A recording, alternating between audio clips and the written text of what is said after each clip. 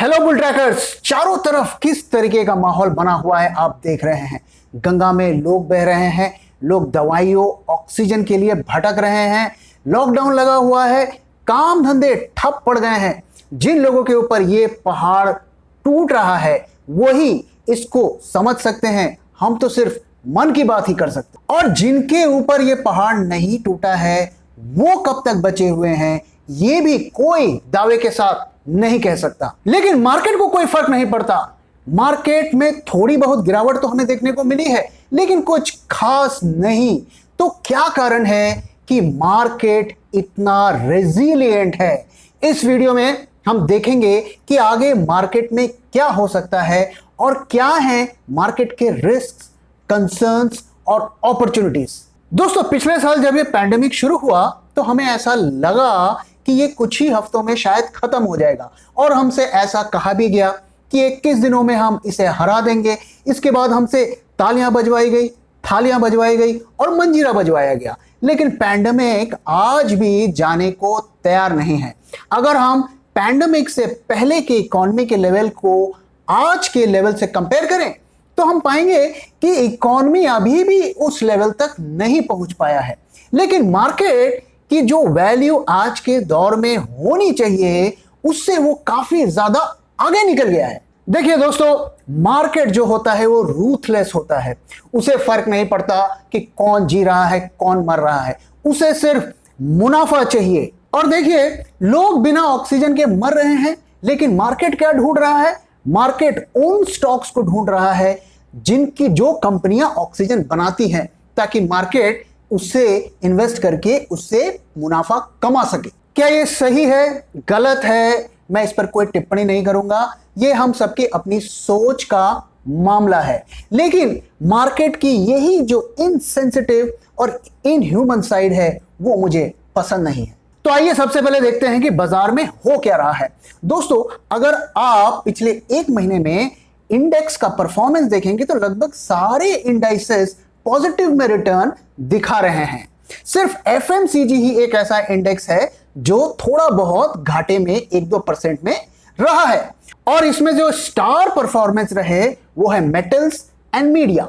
Metals ने करीब 22% का रिटर्न दिया एक महीने में और मीडिया ने भी करीब 11 से 12% रिटर्न दिया एक महीने में। अगर हम मिड कैप और स्मॉल कैप इंडेक्स को भी देखें तो उन्होंने भी काफी अच्छा परफॉर्म किया। और ये एक चीज इंडिकेट करता है कि रिटेल पार्टिसिपेशन डायरेक्टली या थ्रू म्यूचुअल फंड रूट इस वक्त अभी भी काफी हाई लेवल पर है। तो बाजार में जब तक बड़ी गिरावट नहीं होती है रिटेल इन्वेस्टर्स या रॉबिनहुड का जो मोराल है वो हाई रहेगा।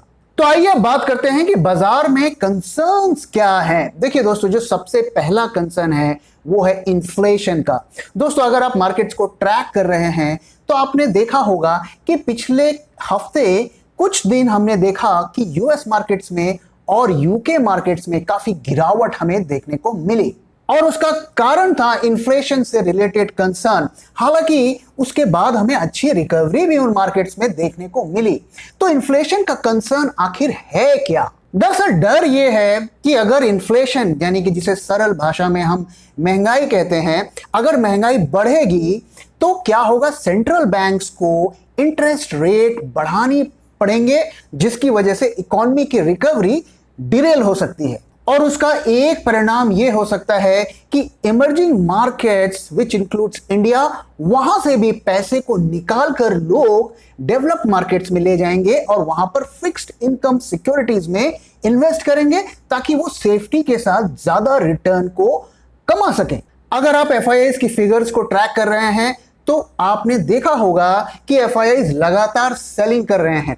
फ्राइडे के दिन ही उन्होंने इंडियन मार्केट में करीब 2600 करोड़ की सेलिंग कर दी। अगर हम कंज्यूमर प्राइस इंडेक्स की बात करें तो यूएसए में इस वक्त कंज्यूमर प्राइस इंडेक्स 2009 के बाद सबसे हाईएस्ट लेवल पर है। और अगर आप वहां के लोगों से बात करेंगे तो वो आपसे यही कहेंगे कि हर चीज की जो कीमत है वो बढ़ती जा रही है, जिसकी वजह से लोगों में इन्फ्लेशन का डर बना हुआ है।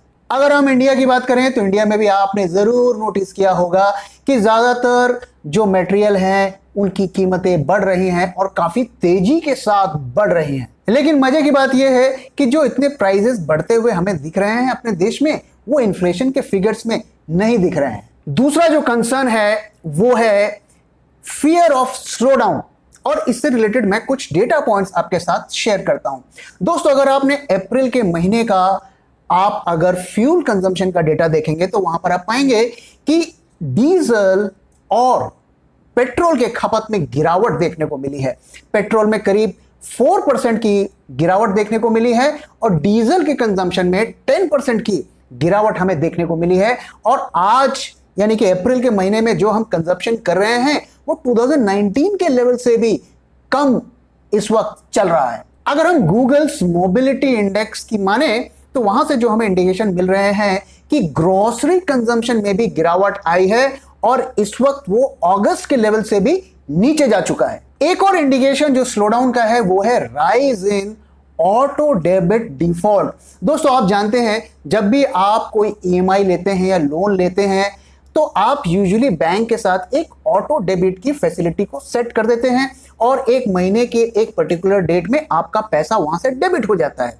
और अगर आप डेटा पॉइंट्स को देखें तो 100 में से करीब 34 यानी कि 34% डिफॉल्ट्स हो रहे हैं, यानी कि बाउंस हो रहे हैं ऑटो डेबिट में। इसका मतलब यह है कि लोगों के बैंक अकाउंट्स में पैसे नहीं है ईएमआई को पे करने का। और पैसे होंगे भी कैसे?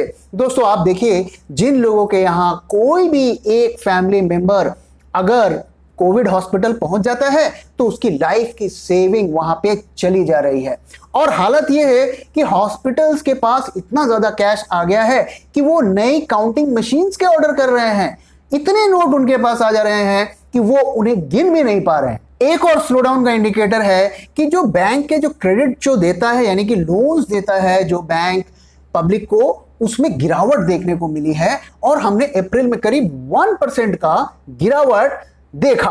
अब आप सोचिए, एक तरफ बैंक्स को अपने ईएमआई के पैसे नहीं मिल रहे हैं, दूसरी तरफ वो लोन नहीं दे पा रहा है, तो बैंकों के प्रॉफिटेबिलिटी कैसे बढ़ेगी? और यही कारण है दोस्तों, बार बार मैं आपको सावधान करता हूं कि बैंकिंग और फाइनेंशियल स्टॉक से दूर रहें और बहुत सोच समझ कर ही इन स्टॉक्स में पैसा लगाएं।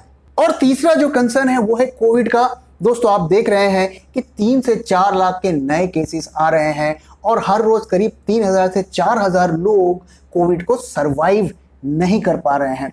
दोस्तों, अगर हम में से, हमारे घर में, हमारे फैमिली मेंबर से कोई भी एक आदमी अगर रेगुलरली बाहर जाता है और वो थोड़ी भी लापरवाही करता है तो आप ये मान के चलिए कि वो वायरस हमारे घर के अंदर घुस ही जाएगा। इसलिए बहुत जरूरी है कि सतर्क रहें, सावधान रहें और सुरक्षित रहें। अब इतनी सारी अगर नेगेटिव बातें हैं तो सेलिंग क्यों नहीं हो रही है?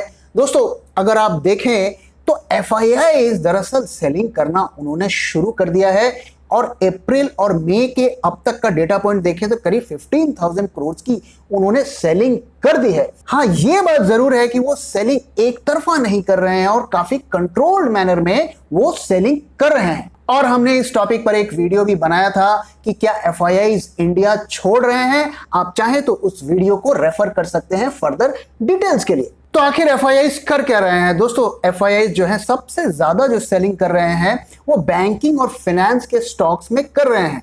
अगर आप अप्रैल का डेटा देखें तो अप्रैल में उन्होंने करीब 1.3 बिलियन डॉलर्स यानी कि करीब 10,000 करोड़ की सेलिंग की और उसमें से करीब 1.12 बिलियन डॉलर्स उन्होंने जो है सिर्फ बैंकिंग और फाइनेंशियल सर्विसेज सेक्टर में ही सेलिंग की। इसके साथ ही उन्होंने कई और सेक्टर्स में भी सेलिंग की, जैसे ऑयल एंड गैस में 450 मिलियन की सेलिंग कर दी, मेटल्स में उन्होंने करीब 240 मिलियन की सेलिंग कर दी, ऑटो में करीब 140 मिलियन की सेलिंग कर दी और फार्मा में करीब 60 मिलियन की उन्होंने सेलिंग कर दी अप्रैल महीने में। और उन्होंने जो बाइंग की वो एफएमसीजी, रियल एस्टेट और आईटी सॉफ्टवेयर सर्विसेज में की और मामूली करीब 100 से 100 to 200 मिलियन की उन्होंने बाइंग की इन तीनों सेक्टर में। और एफआईआई का जो इन्वेस्टमेंट है वो काफी पोलराइज्ड और कॉन्सेंट्रेटेड हो गया है और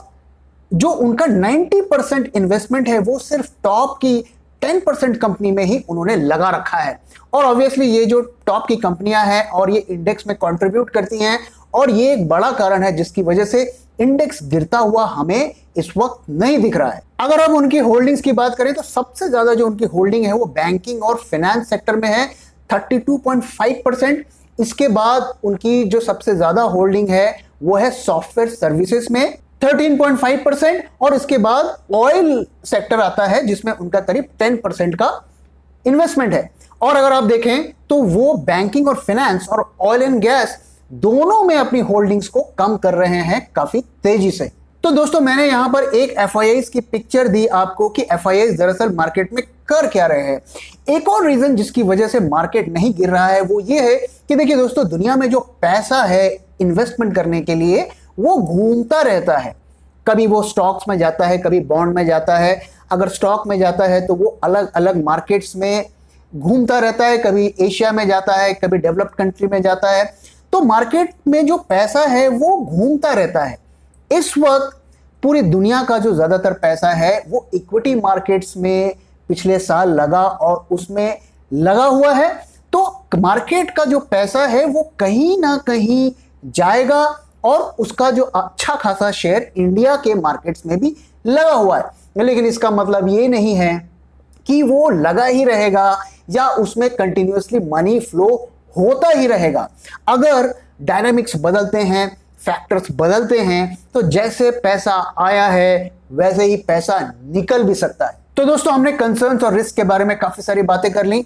अब हम बात करते हैं कि इस वक्त मार्केट में अपॉर्चुनिटीज क्या है। देखिए, पहली जो पॉजिटिव डेवलपमेंट मैं आपके साथ शेयर करने जा रहा हूं वो ये है कि MSCI इंडेक्स, जो कि यूएसए का एक बहुत वेल नोन इंडेक्स है, उसमें इंडिया के 6 कंपनीज को ऐड किया जा रहा है, जिसकी वजह से एक एस्टिमेट के हिसाब से 350 मिलियन से लेकर 1 बिलियन तक पैसा आ सकता है भारतीय बाजारों में। इसमें कौन सी 6 कंपनियां ऐड होने वाली हैं? देखिए, 3 तो इसमें अदानी ग्रुप की कंपनी है, एक SBI कार्ड्स है, एक भारत इलेक्ट्रिकल लिमिटेड है और एक चोला मंडलम इन्वेस्टमेंट एंड फाइनेंस कंपनी भी इसमें ऐड हो रही है। इसके अलावा फार्मा और मेटल्स में भी अच्छी रैली हो रही है और उसमें इस वक्त अपॉर्चुनिटीज दिख रही हैं।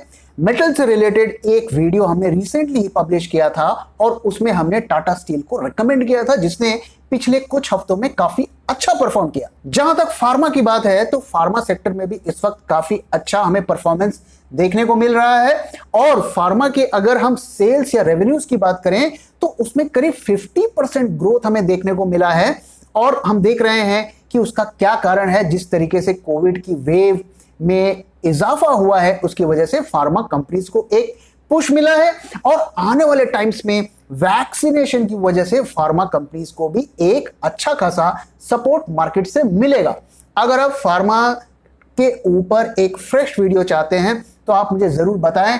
अगर आपका इंटरेस्ट होगा तो मैं इस पर एक फ्रेश वीडियो बना के आपके साथ शेयर करूंगा। अब आइए दोस्तों बात करते हैं यहां से मार्केट की आगे के डायरेक्शन की। देखिए दोस्तों, इंडिया में जो कोविड की सिचुएशन है उससे पूरी दुनिया चिंतित है, क्योंकि इंडिया से लगभग सभी कंट्रीज को किसी ना किसी फॉर्म में ट्रेड या सर्विसेज का एक्सचेंज करना पड़ता है। और जो बड़े इन्वेस्टर्स हैं वो इस वक्त वेट एंड वॉच मोड में हैं। देखिए दोस्तों, केसेस जो हैं एक तरीके से अब उस रफ्तार से नहीं बढ़ रहे हैं। हालांकि डेथ्स का जो सिलसिला है वो कम होने का नाम नहीं ले रहा है, लेकिन एक्सपर्ट्स का कहना है कि आने वाले 1-2 महीनों में शायद हम पीक बना लेंगे। लेकिन कंसर्न ये है कि अगर हमने ये लॉकडाउन वगैरह को दोबारा से खोला तो 3rd वेव और 4th वेव का भी खतरा बना हुआ है। तो इसका जो की है वो क्या है? इसकी जो की है, जैसा कि एक्सपर्ट बोलते हैं, वैक्सीनेशन इज द की। दोस्तों, मैं आपके साथ यूएसए का वैक्सीनेशन का डेटा शेयर कर रहा हूं और आप देखिए जिस तरीके से उन्होंने वैक्सीनेशन प्रोग्राम को चलाया उसकी वजह से केसेस में किस तरीके से गिरावट आई है वो आप इस चार्ट में देख सकते हैं। और अब अमेरिका कह रहा है कि आने वाले कुछ महीनों में शायद वो मास्क को भी जो कंपलसरी उन्होंने कर रखा है वो रूल भी हटा देंगे। और आप देखिए हमारे देश में क्या सिचुएशन बन रही है। सिचुएशन तो ऐसी बन रही है कि अब शायद आने वाले दिनों में हमें घर में भी पीपीई किट पहनकर बैठना पड़े। तो अगर मास वैक्सीनेशन शुरू हो जाता है तो फिलहाल के लिए जो मार्केट की करेक्शन का डर है, बड़े करेक्शन का डर है, वो शायद थम जाएगा। और दोस्तों मई का महीना बहुत ज्यादा क्रिटिकल है। हमें मई एंड तक इंप्रूवमेंट दुनिया को दिखाना ही पड़ेगा, अदरवाइज हमारे बाजार खतरे में है। और इन्वेस्टमेंट गुरु मार्क फेबर का कहना है कि India has given spectacular returns in 2021, but आने वाले साल में जो इंडिया मार्केट्स के रिटर्न होंगे वो डिसअपॉइंटिंग होंगे। As far as the technicals and indicators are concerned, देखिए मार्केट में बड़े गिरावट के मैं कुछ साइंस आपके साथ शेयर करता हूं। दोस्तों पहला साइन जैसा कि मैंने आपके साथ शेयर किया, 100-डे मूविंग एवरेज, ये फर्स्ट बैरियर है।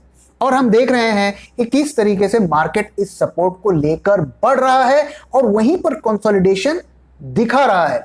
अगर ये लेवल कन्विंसिंगली टूटता है, ब्रेकडाउन होता है, तो ये पहला साइन होगा पहले बड़ी गिरावट का। दूसरा जो साइन होगा कि गोल्ड के प्राइस में एक बढ़त। दोस्तों पिछले कुछ हफ्तों से आप देख रहे हैं कि गोल्ड के प्राइसेस में भी मूवमेंट होनी शुरू हो गई है। हालांकि वो दिसंबर के हाईज के लेवल से इस वक्त नीचे है, लेकिन अगर वो फ्रेश हाईज पे जाता है तो ये दूसरा साइन होगा बाजार के बड़े करेक्शन का। तीसरा संकेत होगा कि rise of bond yields and rise of inflation. दोस्तों ये दोनों चीज इंटर रिलेटेड हैं और बॉन्ड यील्ड पर हमने कुछ वीडियोस बनाए हैं और उसमें हमने इस पूरे कॉन्सेप्ट को आपको एक्सप्लेन किया था। और चौथा जो फैक्टर है जिसे हम कहेंगे final nail in the coffin, वो है राइज ऑफ इंटरेस्ट रेट्स। दोस्तों अगर इंटरेस्ट रेट बढ़ने शुरू हो जाते हैं तो ये एक मान के चलिए कि ये मार्केट के लिए एक बहुत बड़ा खतरा होगा। दोस्तों इसी के साथ इस वीडियो को मैं यहाँ पे खत्म कर रहा हूं। तो करंट मार्केट सिनेरियो में आपका क्या गेम प्लान होगा? आप बाय करेंगे, सेल करेंगे या होल्ड करेंगे? दोस्तों वीडियो कैसा लगा जरूर बताइएगा, और वीडियो अगर पसंद आया है तो प्लीज वीडियो को लाइक करिए, दोस्तों के साथ शेयर करिए और हमारे चैनल को सब्सक्राइब करिए। Thank you very much for your time दोस्तों, फिर मिलेंगे किसी और वीडियो में।